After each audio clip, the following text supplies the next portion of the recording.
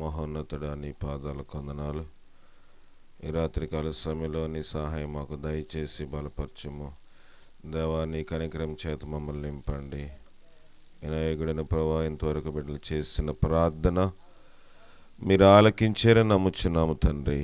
అయ్యగుడను ఎన్నికలైనటువంటి వాడిని నా ప్రార్థన కూడా మీరు ఆలకించుము, బలపరచుము తండ్రి. నేను స్వస్థపరిచి యెహోవా నేనని వాగ్దానం సెలవిచ్చిన రీతిగా మీరే దేవా తండ్రి మా యొక్క ఆలోచనలో, క్రియల్లో, ఉద్దేశాల్లో నీ ఆత్మ నుంచి బలపరచుము. నీ ప్రభావం చేత మమ్మల్ని దర్శించి దేవా తండ్రి మా చింత యావత్తు నీ మీద వేయుటకు కృప దయచేసి భద్రపరచుమని మా ప్రభును రక్షకుడైన క్రీస్తు ద్వారా అడిగి వేడుకొని పొందుకొనిచున్నాం పరమ తండ్రి, ఆమెన్. దేని వాక్యం వినక ముందు ఒక పాట పాడుకుందాం. చిన్న పాట పాడుకుందాం.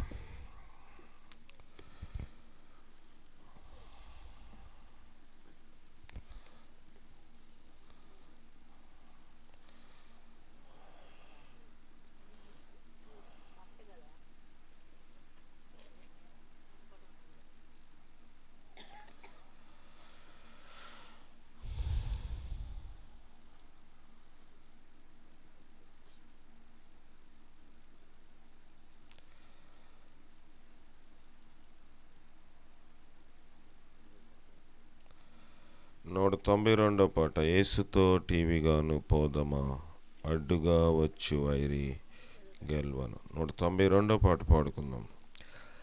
యేసుతో టీవీగాను పోదమా, అడ్డుగా వచ్చు వైరి గెల్వను, యుద్ధనాదంబు తోడ పోదమా, రాజు సైన్యమందు చేరను, ఆ రాజు దివ్య సేవ చేయను, రాజు సైన్యమందు చేరను, ఆ రాజు దివ్య సేవ చేయను. యేసు రాజు ముందుగా ధ్వజము పట్టి నడువగా, యేసు రాజు ముందుగా ధ్వజము పట్టి నడువగా, యేసుతో టీవీగాను వెడలను, యేసుతో టీవీగాను పోదమా, అడ్డుగా వచ్చు వైరి గెల్వను, నాదంబు తోడ పోదమా. విశ్వాస కవచమును ధరించుచు, ఆ రాజు నాగ్యమదిని నిల్పుచు, విశ్వాస కవచమును ధరించుచు, ఆ రాజు నాగ్యమదిని నిల్పుచు, అనుదినంబు శక్తిని పొందుచున్న వారమై, అనుదినంబు శక్తిని పొందుచున్న వారమై, యేసుతో టీవీగాను వెడలను, యేసుతో టీవీగాను పోదమా, అడ్డుగా వచ్చు వైరి గెల్వను, యుద్ధనాదంబు తోడ. చివరిసారిగా 3వ వచనం. శోధనలు మనల చుట్టి వచ్చినా, సాతాను అంబులెన్ని తగిలినా, శోధనలు మనల చుట్టి, సాతాను అంబులెన్ని తగిలినా, భయము లేదు మనమిక ప్రభుని చెంతనందము, భయము లేదు మనమిక ప్రభుని చెంతనందుము, యేసుతో టీవీగాను వెడలను, యేసుతో టీవీగాను పోదమా, అడ్డుగా వచ్చు వైరి యుద్ధనాదంబు తోడ. 4వ వచనం కూడా పడతాం. ఓ యువతి యువకులారా, శ్రీ యేసు రాజు వాత చాటుడి, ఓ యువతి శ్రీయేసురాజు లోకమంత ఏకమై లోకనాథు గెల్వను లోకనాథు గెల్వను సాధనం బెవరు నీవు నేనేగా యేసుతోటి విగాను పోదమా అడ్డుగా వచ్చు వైరి గెల్వను యుద్ధనాదంబుతోడ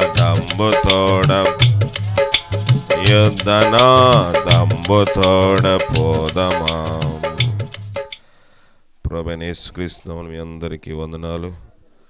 కూటమి ఏర్పాటు చేసిన మన ప్రియ సహోదరి మార్తామికి ప్రత్యేకమైన వందనాలు తెలియజేస్తా ఉన్నాను.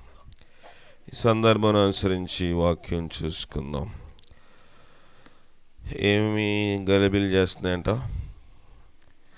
సాతాను, చీకటి, ఇంకా దురాత్మ, దయ్యము, ఇవన్నీ రకరకాల పేర్లతో మనం పిలుస్తాం. సరే, మొదట చీకటి పట్టక ముందు ఎలాగా మనం ఏమంటున్నాం? చీకటి అంటున్నామా? చీకటి అని అంటున్నామా? దయ్యం అంటున్నాము, ఇంకా గాలి అంటున్నాము. సాధారణంగా మనం ప్రార్థన చేసినప్పుడు చీకటి అంటామా? చీకటి శక్తులు అంటామా? అంటాం. చీకటి శక్తులు ఎందుకు వస్తాయో మనం చూద్దాం. మత్తయి 6:23, మత్తయి రాసిన సువార్త 6వ అధ్యాయము 23వ వచనం. మత్తయి 6:23, నీ కన్ను చెడినదైతే నీ దేహమంతయు చీకటిమై యుండును, నీలో ఉన్న వెలుగు చీకటి అయ్యుండిన ఎడల ఆ చీకటి ఎంతో గొప్పది. ప్రార్థన చేసుకుందాం. జీవాధిపతి, నీ ఘనమైన పాదాల కొందనాలు తండ్రి. నీ సహాయం మాకు దయచేయండి. నీ ఆత్మచేత నన్ను మమ్మల్ని నింపండి ప్రభా. నేను వట్టివాడిని ప్రభా, నీకు లేనటువంటి వాడిని ప్రభా. నన్ను ఒకసారి జ్ఞాపకం చేస్తుంది. కరెంట్ పోయినప్పటికీ మళ్ళీ ఇచ్చావు, నీకు వందనాలు. వాతావరణం అనుకూలపరిచావు, సౌండ్ సిస్టమ్ అంతటిని కూడా మీరు అనుకూలపరిచి బలపరచుము. నీ సహాయం చేత మమ్మల్ని నింపండి. నీ దర్శన భాగ్యం మాకు దయచేసి మీరే మహిమ ఘనత పొందమని మా ప్రభును రక్షకుడైన క్రీస్తు ద్వారా అడిగి వేడుకొని పొందుకొనిచున్నాం పరమ తండ్రి. ఆమేన్. చూడండి,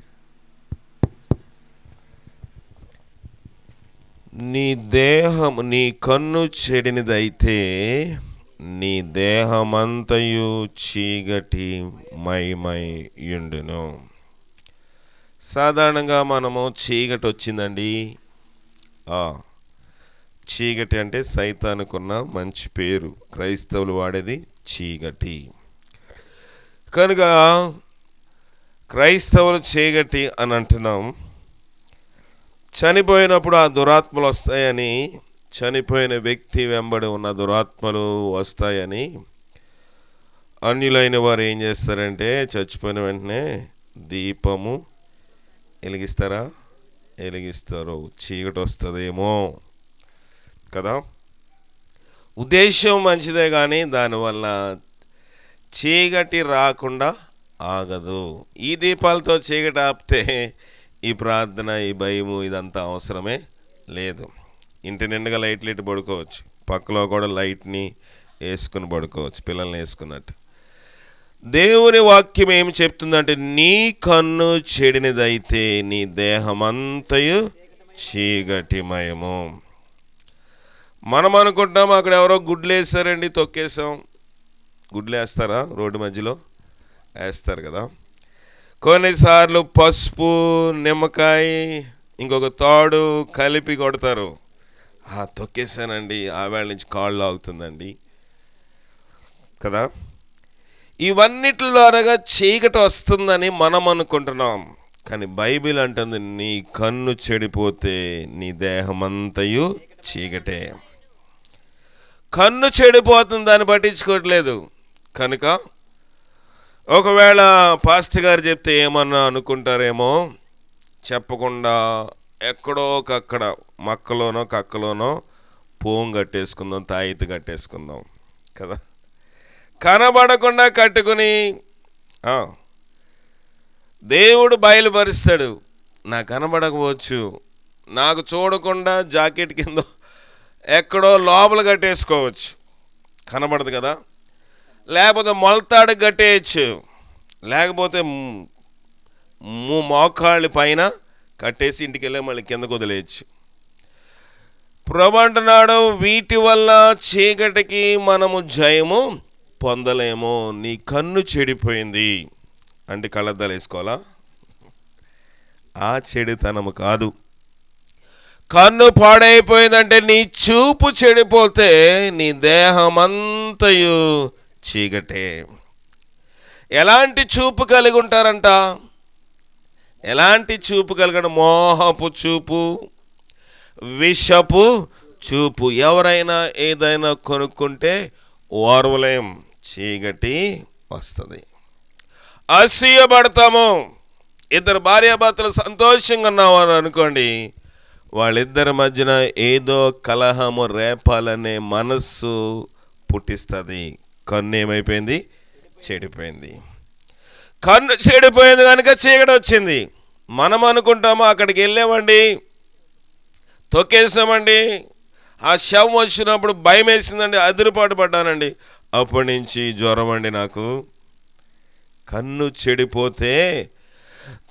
చెడిపోతే దేహమంతయు కూడా చీకటే. కనుక అసూయపడే కన్నులు మనకి ఉండకూడదు. ఎవరైనా ఏదైనా కొనుక్కుంటే చూసి ఆనందించాలి. ఒక మనుష్యుడున్నాడు, అతడు ఎలాగున్నాడో మనం చూద్దాం. చూడండి,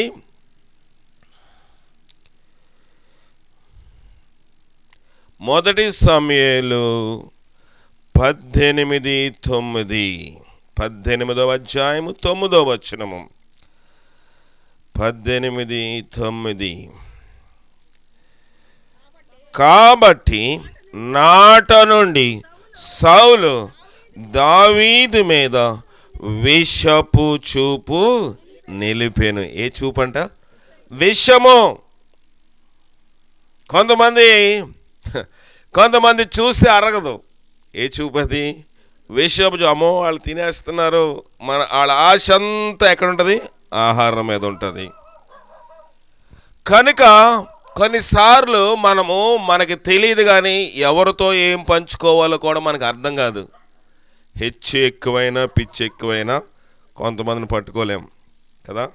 సంఖ్యలు వేయాలి, అయ్యా నాకు అది ఇది అన్నీ వాగేస్తాము. తర్వాత అన్నీ వాగేవాళ్ళు ఎవరు చెప్పండి. బైబిల్ అన్నీ వాగేశాడు ఒక ఆయన. అన్నీ వాగేస్తున్నాడు ఎవరంటే సంసోను. ఎక్కడేమి చెప్పాలో అర్థము కాని పరిస్థితిలో ఉన్నాడు. అతని కన్ను చెడిపోయింది. చెడిపోయిన తర్వాత దేహమంతా చీకటి అయిపోయిన తర్వాత ఎవరితో ఏం పంచుకోవాలో అర్థం కాని పరిస్థితిలో చచ్చిపోవడానికని ఇష్టపడ్డాడు, కానీ తన రహస్యము చెప్పడానికి సంసోను ఇష్టపడలేదు. ప్రియమైన దేవుని సంగమా, నాట నుండి సౌలు దావీదు మీద ఏ చూపు పెట్టాడంట? విషపు చూపు. చీకటి వచ్చేసిందండి. ఎక్కడి నుంచి వచ్చింది? నీ కంట్లోంచి వచ్చింది. నీ యొక్క చూపు సరిలేదు. అయ్యో నాకన్నా వాళ్ళకు 2 ముక్కలు ఎక్కువ పడ్డాయి కనుక నాకు సరిగా వడ్డించలేదు, నన్ను ఎవరు గమనించుకోలేదు కదా. ప్రియమైన దేవుని సంగమ, చిన్న వాటికి కూడా మనం ఏశావు సంతానం అయిపోతాము. ఒక పూట కూటి కోసము తన జ్యేష్ఠత్వ హక్కును అమ్మివేసుకున్న ఏశావు వంటి భ్రష్టుడైనను వ్యభిచారి అయినను నీలో ఉండినేమో జాగ్రత్తగా చూచుకొనడు. ఆ తర్వాత మారు మనసు పొందగోరి దాన్ని శ్రద్ధగా వెతుకునను అతనికి దొరకలేదంటాం. ఏంటి? మారు మనసు. ఏశావులో ఉన్నది ఏంటంటే విషపు చూపు. ఎలాగని అనేస్తారు? అది ఎర్రెర్రగా ఉందని బైబిల్లో రాయబడిందా? రాయబడింది. ఎర్రగా ఉన్న ఆ పొయ్యి మీద సట్టిలోనో దాకలోనో దబరాలోనో బాగా ఉడుకుతూ ఉంది, బుడగలు వస్తున్నాయా? వస్తున్నాయి. ఆకలి ఇంకా ఎక్కువైపోయింది ఆ బుడగలు చూసేటప్పటికి. ఎవరికి? మనోడికి. విషపు చూపు చూసి ఇది కావాలి. యాకోబు అన్నాడు, నీ జ్యేష్ఠత్వ హక్కునిస్తే అది నీకు ఇచ్చేస్తాను, దించేసి నీకు డోర్ డెలివరీ చేస్తానన్నాడు. ఇచ్చేసాడు. నాకే జ్యేష్ఠత్వ హక్కు తప్ప, నేను చచ్చిపోతున్నాను. చాలాసార్లు మనకి మన భక్తి ఆత్మీయ జీవితం కూడా తిండి దగ్గరే పోతుంది. చాలా ఆరంభము నుంచి అనేక సార్లు చెప్తాను, ఆరంభంలో ఆదాము అవ్వ పాడైపోవడం కారణం ఏంటంటే చూపునకు రమ్యమైనది అన్నారు. చూపునకు బాగా కనబడింది, చూడడం మొదలు పెట్టారు. కళ్ళు దుష్కార్యములు చూడకుండా నేను నా కన్నులతో నిబంధన చేసుకున్నానంటే భక్తుడు. వీళ్ళేమనుకున్నారు? చూస్తామో దేవుడు తినొద్దన్నాడు కానీ చూడొద్దు అనలేదు. కన్ను చెడిపోతే దేహం అంతా ఏమైపోయిందంట? చీకటిమయము. చీకట్లోకి వెళ్ళిపోయారండి. ఎవరు? ఆదామవ్వ చీకట్లోకి వెళ్ళిపోయారు. సరే, వాళ్ళ ఏదో అయిపోయింది. వారి బ్రతుకులు ఎలాగున్నాయో కయ్యూను హేబేలుకు తెలీదా? తెలుసు. చెప్పుండ్రా, అయ్యా ముందు మేము ఏదో తోటలో ఉండేవాళ్ళమి, అక్కడ మాకు ఎలాంటి దున్నుకోవడము, నాటుకోవడము, కోసుకోవడం ఇలాంటి పనులేమి మాకు లేవు. దేవుడు సమృద్ధిగా మాకు ఆహారం ఇచ్చాడు. కానీ తినొద్దన్న పండు మేము తిన్నాము, మా బ్రతికిలాగా అయిపోయిందని చెప్పినప్పటికీ హేబేలుకి ఆ వాక్యం ఎక్కింది కానీ కయ్యూనికి వాక్యము ఎక్కలేదు. తన తమ్ముడైన హేబేలును దేవుడు ఆశీర్వదించి అతని అర్పణే దేవుడు లక్ష్య పెడతా ఉంటే కయ్యూనికి ఏ చూపు వచ్చింది? కయ్యూనికి ఏమొచ్చింది?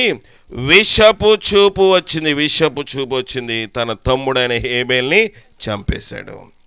దేనివల్ల విషపు చూపు వచ్చింది చెప్పండి? దేనివల్ల? దేవుడు హేబేలు అర్పణను లక్ష్య పెట్టాడు, కయ్యూను అర్పణ. మనకు కూడా అలాగే ఉంటుంది, ఉండదా? పాస్టర్ గారిని ఒకరికి ప్రార్థన ఇవ్వకపోతే ఈయన కాళ్ళంటే కొంచెం మొక్కు ఎక్కువ. ఏ చూపు? విషపు చూపు. వాళ్ళే పాడమంటాడండి, వాళ్ళే ప్రార్థన చేయమంటాడు, వాళ్ళు లేకపోతే వాక్యం లేదని అనుకుంటాము. ఎవరినైనా పొగిడినా కష్టమే, పొగడపోయినా కష్టము లేకుంటుంది. ఏ చూపది? విషపు చూపు. నాట నుండి సౌలు ఎవరి మీదంట? దావీదు మీద విషము చూపు నిలిపెను. విషము చూపు చూపితే చీకటి అయిపోయిందని నేను చెప్పాను కదా. చీకటి అయిపోయిందంటే నేను బాగానే చెప్పేశారు. ఎలాగ చీకటి వచ్చింది చూద్దాం. మొదటి సమూయేలు 16 మొదటి సమూయేలు 16వ అధ్యాయము 16వ వచనం చదవండి. ఆజ్ఞయము నీ దాసులమైన మేము సిద్ధముగా ఉన్నాము. సితారా చమత్కారముగా వాయింపగల ఒకని విచారించుటకై మాకు సెలవిమ్ము. దేవుని యొద్ద నుండి దురాత్మ వచ్చి నిన్ను పట్టినప్పుడల్లా అతడు 14వ వచనం చదువుదాం. యెహోవా ఆత్మ సౌలుని విడిచిపోయి యెహోవా యొద్ద నుండి దురాత్మ ఒకటి వచ్చి అతన్ని వెరపింపగా సౌలుని వెరపించిందంట. సరిపోతుందండి. విషపు చూపు ఉంటే దేవుని ఆత్మ ఎవరి దగ్గర నుంచి వెళ్ళిపోయిందంట? సౌలు యొద్ద నుండి వెళ్ళిపోయింది. సౌలు యొద్ద నుండి అంతవరకు ఏముంది? ఇప్పుడు దాకా ఏ ఆత్మ ఉంది? దేవుని ఆత్మ ఉంది. ఇప్పుడే ఆత్మ ఉంది? దురాత్మ ఉంది. దేని వలన? నాట నుండి ఎప్పుడైతే జనులు, జాగ్రత్తగా విందాము, ప్రజలు దావీదును పొగిడారంట. దావీదు 10,000 మంది, సౌలు 1,000 కొలది అన్నారు. కానీ దావీదు యుద్ధం ఎవరి కోసం చేశాడు?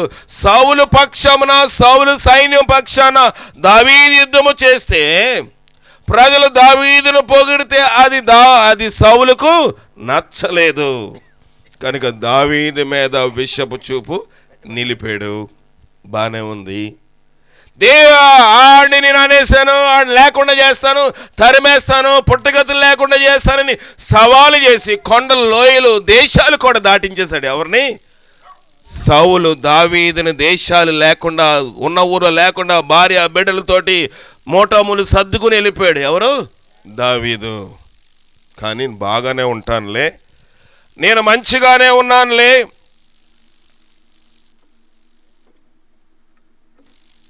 సౌండ్ వస్తుంది చూడండి, నేను మంచిగానే ఉన్నానులే, నేను బాగానే ఉన్నానులే అని అనుకున్నాడు.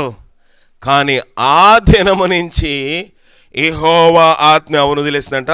సౌలుని వదిలేసింది. దేవుని ఆత్మ వదిలేసింది. ఏమొచ్చిందంట? యెహోవా యొద్ద నుండి, చదవండి అమ్మా, విడిచిపోయి యెహోవా యొద్ద నుండి దురాత్మ ఒకటి వచ్చి అతనిని వెరపింపగా, సౌలు సేవకులు, దేవుని యొద్ద నుండి దురాత్మ ఒకటి నిన్ను వెరపించుచున్నది, మా ఏలిన వాడా నీవు ఆజ్ఞ ఇమ్ము, నీ దాసులమైన మేము సిద్ధముగా ఉన్న పాయింట్ తగ్గించు, సిద్ధముగా ఉన్నాము, సితారా చమత్కారముగా వాయింపగల యొక్కని విచారించుటకై మాకు సెలవిము. దేవుని యొద్ద నుండి దురాత్మ వచ్చి నేను పట్టినప్పుడల్లా అతడు సితారా చేత పట్టుకుని వాయించుడు చేత నీవు బాగుపడదు అని సౌలు సేవకులు చెప్పిరి. ఎవరు కావాల్సి వచ్చింది? సితారా వాయించేవాడు కావాలి. ఎలాగ వాయించాలంట? చమత్కారముగా, ప్రావీణ్యముగా. మనం సితారా అంటే వీణ లాంటిది, లేకపోతే మంచి తీగలు ఉంటాయి కదా, దాంతో వాయిస్తారు వీణ, సితారా. ఇలాంటివి వాయించగల ఒకడు మనకు కావాలయ్యా. నీ మీదకి దురాత్మ వచ్చింది, దేవుని సన్నిధి నుంచి వచ్చింది. ఇప్పుడు నువ్వు తాయిత కట్టించుకుంటే సైతాను పోదు. ఎవడు కావాలంట? చమత్కారముగా వాయింపగలవాడిని మేము తీసుకొస్తాం, మాకు సెలవిము. లోకంలో వాయించేవాళ్ళు ఉన్నారు, లోకంలో బోధకులు అనేక మంది ఉన్నారు. చమత్కారంగా వాయించేవాళ్ళు కొంతమందే ఉంటారు.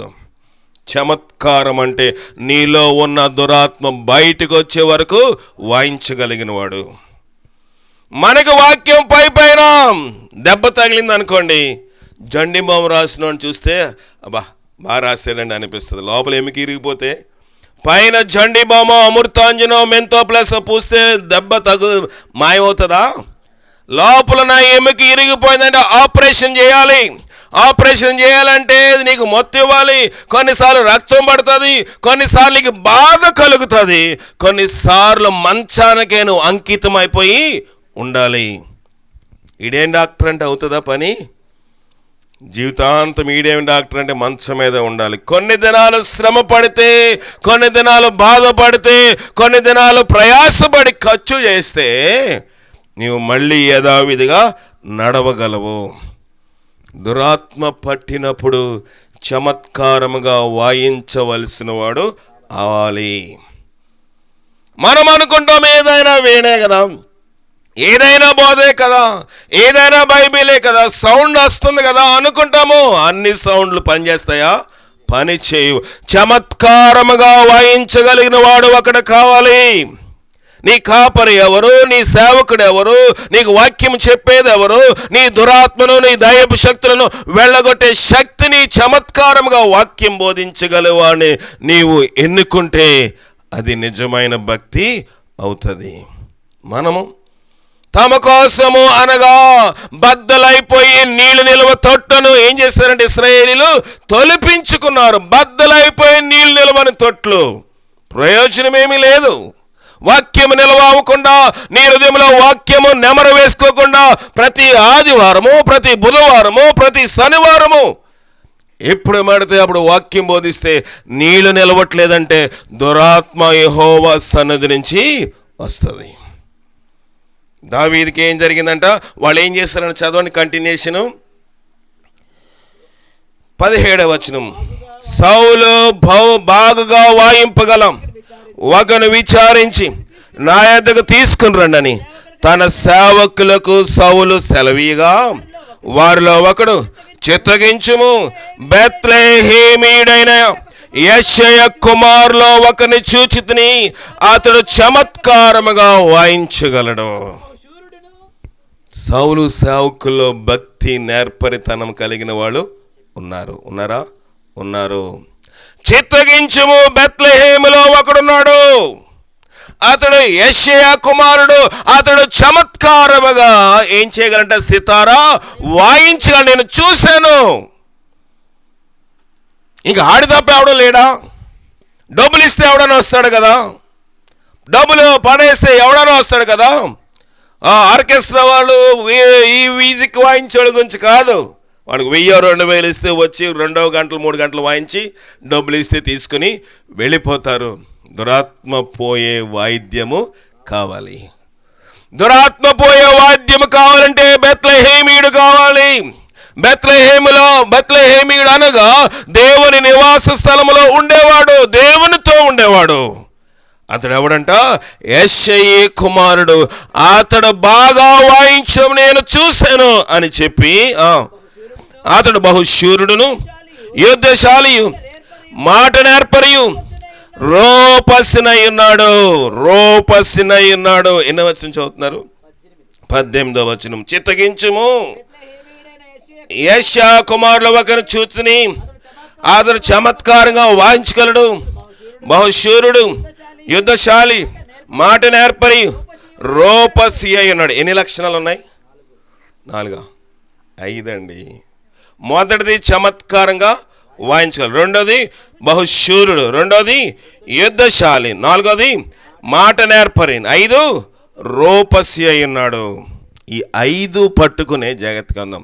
ఈ 5 పట్టుకునే దావీదు గొలియాతును జయించడానికి ఎక్కడికి వెళ్ళాడు? గొలియాతుని జయించక ముందు దావీదు ఎక్కడికి వెళ్ళాడు చెప్పండి? 8లోనికి వెళ్ళి ఎన్ని నున్నరాలు తెచ్చుకున్నాడు? 5. ఈ 5 అతని గుణగణాలు సూచిస్తా ఉన్నాయి. సౌలు సేవకులు ఇచ్చిన సాక్ష్యం ఏంటంటే దావీదు 5 నున్నరాలు తెచ్చుకున్నాడండి. ఏంటి ఆ నున్నరాలు అంటే అతను చమత్కారంగా వాయించగలడు, అతను రూపసి అయి ఉన్నాడు, అతను బహుశూరుడు, సైతానికి తంత్రాలకి మనుషులు పెట్టేవాడికి బెదరుడు.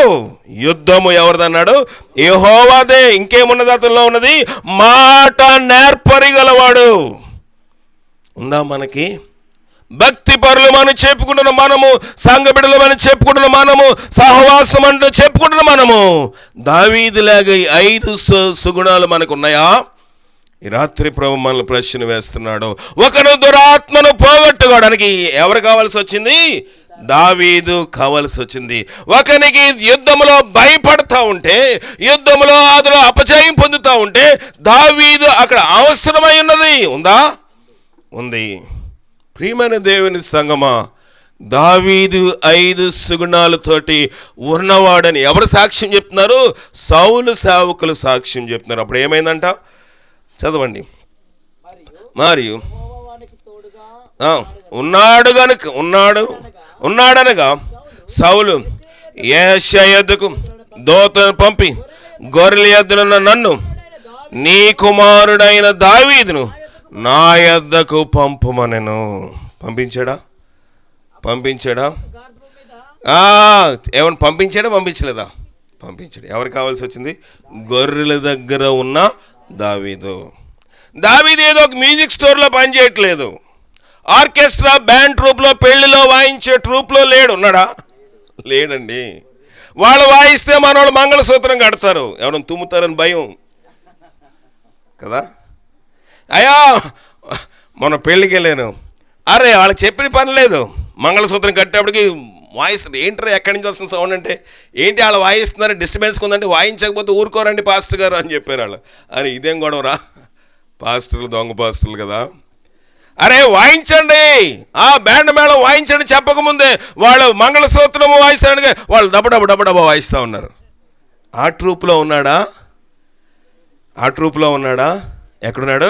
గొర్రెల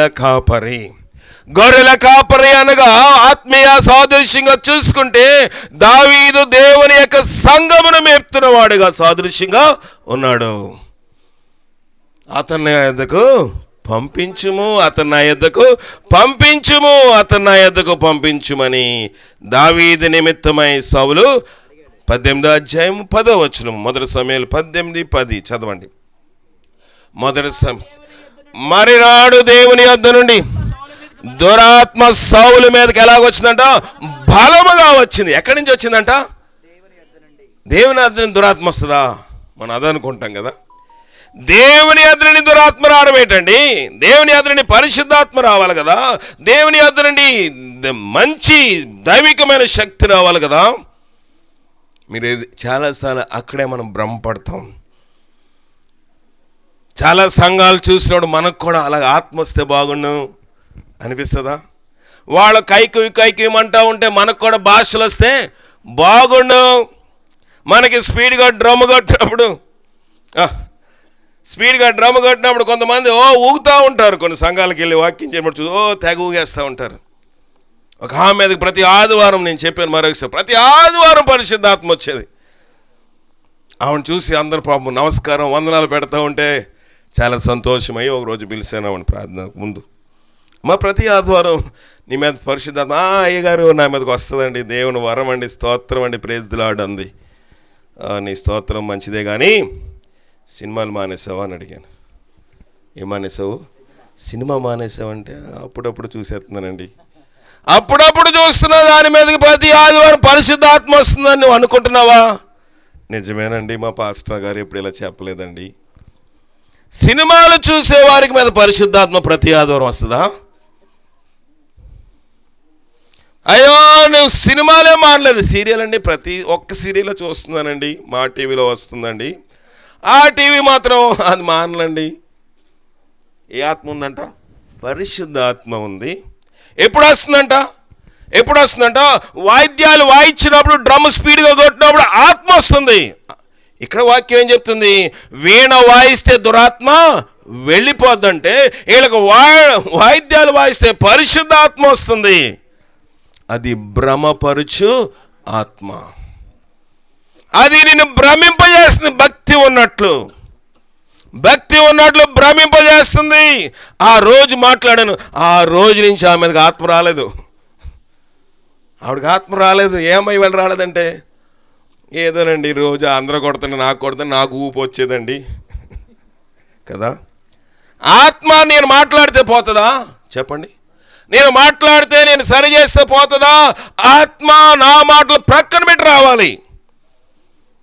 నిజముగా నేర్పరి అయిన వాడు నేను మాట్లాడాను గనుక ఆ ఆత్మ దేవుని ఆత్మ అయితే నిలిచుండేది. ఆ ఆత్మ దురాత్మ కనుక వెళ్ళిపోయింది.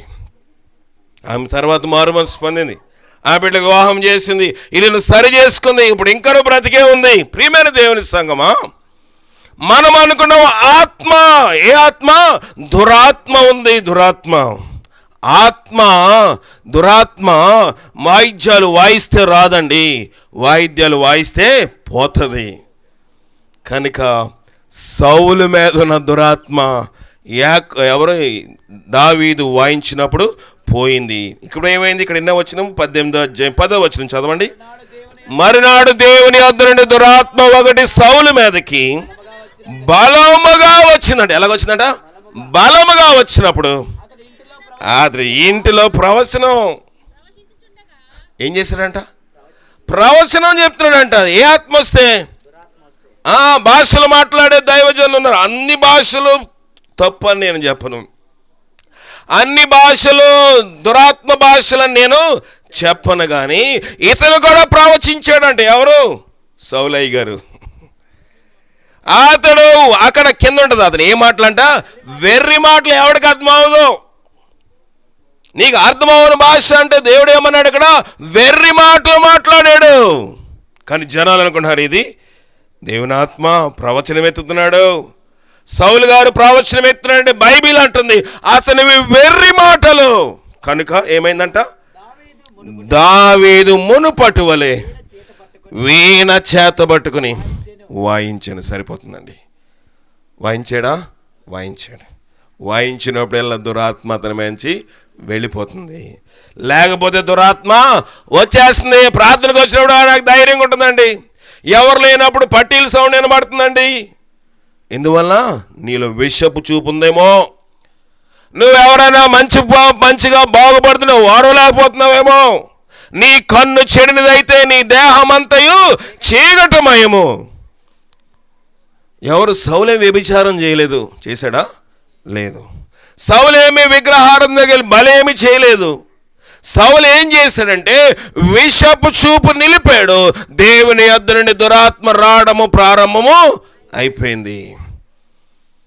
మనం అనుకుంటాము వాళ్ళు వెళ్ళారండి, వీళ్ళు వెళ్ళారు. కాదండి, మన కన్ను చెడిపోయింది, మన కన్ను పాడైపోయింది, మన దేహము చెడిపోతుంది. అందుకే ఎఫెసీయులు రాసిన గ్రంథంలో ఏమంటున్నాడు ఒక మాట చూద్దాము.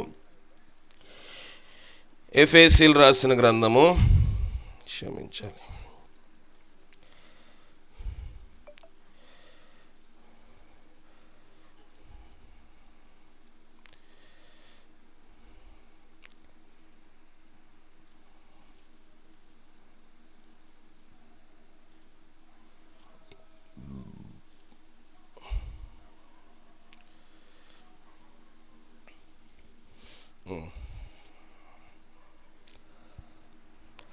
అపోస్తులు 19:11 చదవండి. ఇక్కడ చిన్న చరిత్ర చూద్దాం. 19వ అధ్యాయం 11వ వచనం. మరియు దేవుడు పౌలు చేత విశేషమైన అద్భుతాలు చేయించెను. ఏం చేశాడంటే దేవుడు అతని శరీరము తగిలిన చేతిగుడ్డలు అంటే మసిగుడ్డ, రుమాలు. చేతిగుడ్డ అంటే ఏంటి? కర్చీఫ్. అతని చేతిగుడ్డలైనను నడికట్టు అంటే బెల్ట్ అయినను రోగుల యొద్దకు తెచ్చినప్పుడు రోగములు వాని విడిచెను, దయ్యము కూడా ఏమైపోయిందంట? వదిలిపోయెను. దేవుడు పౌలు చేత విశేషమైన అద్భుతములు చేయించాడు. పౌలు లేనప్పుడు వీళ్ళు ఏం చేసేవారంట? పౌలు గారు ఏదైనా 2-3 బెల్ట్లు ఉన్నాయేమో, ఒక బెల్ట్ తీసుకుని వెళ్ళి దయ్యాల దగ్గర పట్టిన మనిషికి తగిలించేవారంట. అతను కర్చీఫ్ అక్కడక్కడ ఉతకడానికి ఇస్తే, అమ్మ ఒకసారి కర్చీఫ్ ఇయ్యమ్మా, పాస్టర్ గారి కర్చీఫ్ నేను ఉతుకుతాను పట్టుకెళ్ళి ఏం చేసేవాళ్ళంట? ఆ దయ్యం దగ్గరికి, రోగాల దగ్గరికి పట్టుకెళ్ళి అవి తాకినప్పుడు ఏమయ్యేదంట? రోగములు, చదవండి, రోగములు వారిని విడిచెను, దయ్యములు కూడా వదిలిపోయాను. అప్పుడు ఏమేమి చదువుతాం? అప్పుడు దేశ సంచారులను మాంత్రికులైన కొందరు యూదులు పౌలు ప్రకటించి, యేసుతోడ మిమ్మను ఉచ్చాటనగా మాంత్రించుట చేయుచున్నాను మాట చెప్పి దయ్యములు పట్టిన వారిని ప్రభువైన యేసు నామమున ఉచ్చరించుటకు పూనుకొనిరి. ఆ యూదుడైన స్కేవయును ఒక ప్రధాన యాజకుని కుమారులు 7 అలాగూ చేయుచుండిరి. అందుకు ఆ దయ్యము, నేను యేసుని గుర్తెరుగుదును, పౌలు కూడా ఎరుగుదును, కానీ నువ్వెవడురా? దయ్యం ఏమంది? యేసు నామమును పట్టుకుని బైబిల్ అట్టుకుని వచ్చేసారండి వీళ్ళందరూ. ఎవరు? 7. పౌలు యేసు నామములో స్వస్థ చేత మేము చేయలేమా? చేస్తాం అన్నారా? మంత్రించడానికి ఓం భీం బూం బుష్ ఏం లేదు. ఇప్పుడు ఏమంటున్నారు? యేసు నామమున మేము కూడా ఏం చేస్తాము? స్వస్థపరిచేస్తాము. పౌలు గారు చేస్తున్నారు కదా, చూశారు. 2-3 మాటలు మాట్లాడడం పౌలు గారు రాసేసుకుని ఉంటారు బైబిల్లోని. ఎక్కడ? వాళ్ళు పుస్తకం తెచ్చుకొని వాళ్ళకి మంత్రం చేయడం అలవాటు కదా, కానీ వీళ్ళు కూడా యేసు నామములో స్వస్థ, అంతే. స్వస్థ అన్నప్పుడు గట్టిగా అరవాలి. రాసేసుకున్నారు స్కిట్ లేక రాసుకొని దయ్యం దగ్గరికి వచ్చి యేసు నామములో స్వస్థ అంటే దయ్యం అంది ఎక్స్ట్రాలు చేయకంది. 7 ఏమంది?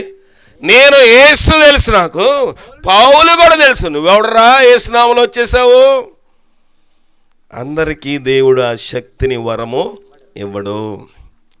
గాడి చేయవలసిన పని గాడి చేయాలంటే కుక్క చేయవలసింది కుక్క చేయాలంట. వీళ్ళు మంత్రములు లేసి అనేక మంది రోగాలు దయ్యాలు పోతున్నాయి, ఇదేదో బాగుంది మనం కూడా చేస్తే మనకు కూడా డిబ్బి నిండుతుందని డబ్బులు సంపాదించడానికి యేసు నామములో మంత్రాలు చేయడానికి వచ్చారు.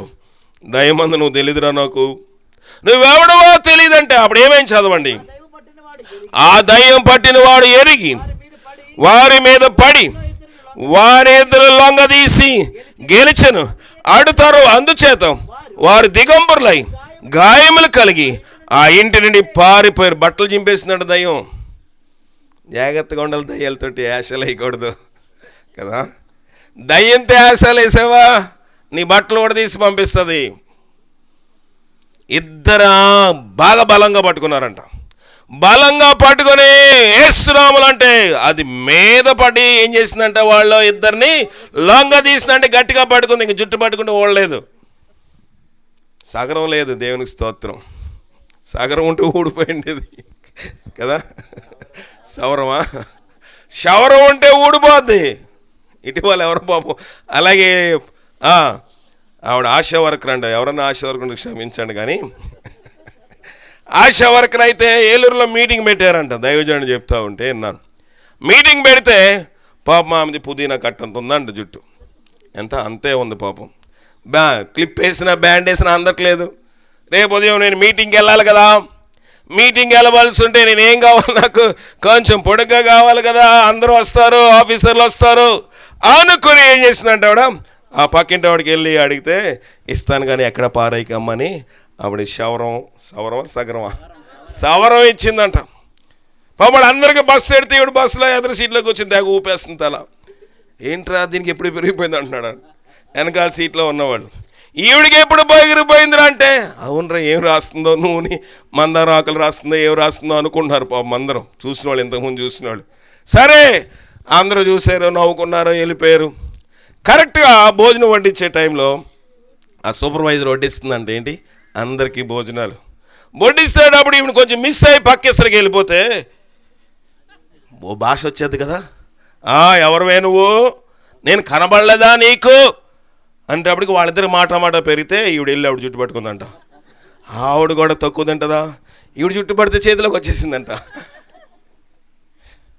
కదా. అందరు నవ్వు కదా. మనం వేషధారులు దేవుని రాజ్యమునకు వారసులు. ఎవరైనా సాగరం వేసుకున్నా తెలియదు కానీ ఎవరు ఉన్నారేమో క్షమించండి, నేను ఏదో సందర్భం వచ్చిన కాడ చెప్తున్నాను. కానీ చాలా మట్టుకు దేవుని యొక్క సన్నిధిలోని మనము దయ్యం దగ్గర ఆటలు ఆడకూడదు. నువ్వెవరివి అని అడిగితే వాళ్ళు ఏం చేశారు, ఇదేంటి కొంచెం తేడాగా మాట్లాడదు, మనం మాట్లాడడం ఏం తప్పు మాట్లాడడం మళ్ళీ ఇంకోసారి పుస్తకం చూసుకున్నారండి ఎవరు. ఈ 7 చూసుకుంటే అంత కరెక్ట్గా మాట్లాడేవారు తేడా కొట్టేస్తుంది. మోటాములు సర్దుకొని అనే టైంలోని వాడు ఇద్దరిని ఏం చేశాడు, లొంగ తీసి గట్టిగా పట్టుకున్నాడు. పట్టుకుంటే వాడు వెళ్ళిపోతూ ఉంటే వాళ్ళ బట్టలు చింపేస్తే వారు దిగంబరులు అయిపోయారు. వాళ్ళ గాయములు దెబ్బలు కొట్టేసింది గట్టిగా, ఆ ఇంటి నుండి పారిపోయారు. ప్రియమైన దేవుని సంగమా, దయ్యంకి ఎవరు పరిశుద్ధులు ఎవరు అపరిశుద్ధులో తెలుసు. దయ్యములా నేను ప్రార్థన చేస్తాను అంటే వెళ్ళిపోతుందా? నాలో పరిశుద్ధత లేకుండా నేను ప్రార్థన చేస్తే ఎవడరా నువ్వు దొంగ బోధకుడివి, నువ్వు అక్కడి నుంచి వచ్చి ఇక్కడ వేసుకున్నావు, వేషం వేస్తున్నావు, నీ బతికేదో తెలుసు, నీ యొక్క పడకేదో తెలుసు, నీ నడక నాకు తెలుసు, నేను వెళ్ళను అంటది సైతను. అంటదా? అంటది. మన బ్రతుకు నీవు దేవుని పరిశుద్ధుడు అని దయ్యములు ఎలుగెత్తి చాటుగా నీకేమీ తోచుచున్నది. దయ్యములకు తెలుసు. గెరాసీను ప్రాంతంలోకి వస్తున్నప్పుడు యేసుప్రభుని చూచి అయ్యా మమ్మల్ని ఈ దేశంలోంచి తోలివేయవద్దని ఆయన బ్రతిమలాడుకున్నాయంట. కనుక పౌలుని ఏం చేశారంటే చదవండి, పాఠం ముగించేద్దాము. ఎవరు అని అడగ 16వ వచనము. ఆ దయ్యం పట్టిన వాడు ఎరిగి వాని మీద పడి వాళ్ళ ఇద్దరిని లొంగదీసి గెలిచెను. అందుచేత వారు దిగంబరులై గాయము తగిలి ఆ ఇంట నుండి పారిపోయి తర్వాత యూదులకును గ్రీసు దేశస్థులకును తెలియవచ్చినప్పుడు వారందరికీ భయం కలిగిన గనుక ప్రభు అయిన యేసు నామము ఘనపరచబడెను. విశ్వసించిన వారు అనేకులు వచ్చి తాము చేసిన వాటిని తెలియజేసి ఒప్పుకొనిరి. మరియు మాంత్ర విజ్ఞాన అభ్యసించిన వారు అనేకులు తమ పుస్తకములు తెచ్చి అందరి ఎదుట కాల్చివేశారు. చూడండి అద్భుతం, చూడండి. మాంత్రిక విద్యను అభ్యసించిన వారు కూడా ఏం చేశారంట, తమ పుస్తకములు తీసుకుని వచ్చి వారందరి ఎదుట కాల్చివేశారు. అయ్యో దయ్యం అంటుంది నేను యేసుని ఎరుగుదును, పౌలును కూడా ఎరుగుదును, ఎవడివి? అయ్యో మాంత్రికులు అనుకున్నారు మన విద్య ఇక్కడ పని చేయదు, మన పుస్తకాలు వ్యర్థము, మాంత్రిక విద్యను అభ్యసించిన వారు తమ పుస్తకమును తీసుకొచ్చి అందరి ఎదురు కాల్చి దాన్ని లెక్క చూడగా అని ఉంటుంది. చదవండి, చదవండి 19. వారి లెక్క చూడగా ఎన్నో వచ్చినము, వారి లెక్క చూడగా వాటి వేళ 50,000 వెండి రోకలాయను. ఆ రోజుల్లో 50,000 అంట, ఇంచుమించుగా 50 లక్షలు ఉంటుంది మీ రోజుల్లో. ఇది 2000 సంవత్సరాల క్రితం చరిత్ర.